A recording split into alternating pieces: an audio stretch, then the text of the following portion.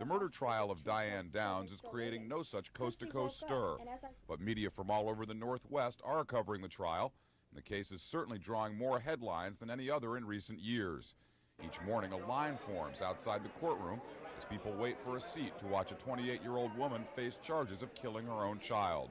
The more horrifying the crime, it seems, the more it arouses the public's curiosity. But publicity is not always a good thing, according to University of Oregon law professor Wayne Westling. Balanced along with the public's desire to know and the media's desire to disseminate information is the right of an accused, if there is a criminal charge, to have a fair trial.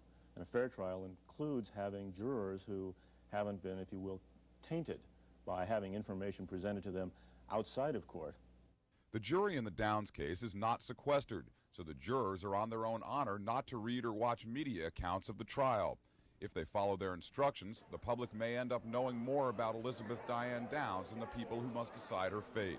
But let's assume something is offered in evidence and the judge says, no, you can't do that. Well, that means that we'll hear about it on the news that night, but the jury won't hear about it on Monday morning when they reconvene court.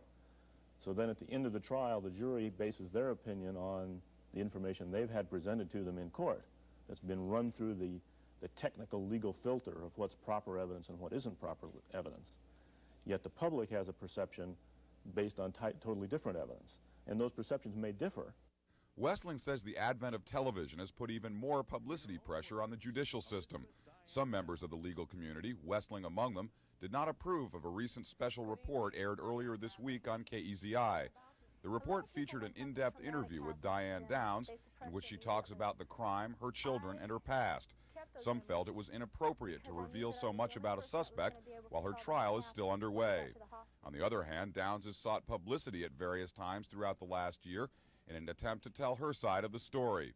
Now that Downs is under arrest, what the public thinks about the case shouldn't matter. But all the attention doesn't make achieving that goal any easier. Scott Miller, Eyewitness News in Eugene. Sure I didn't make a sound or a move.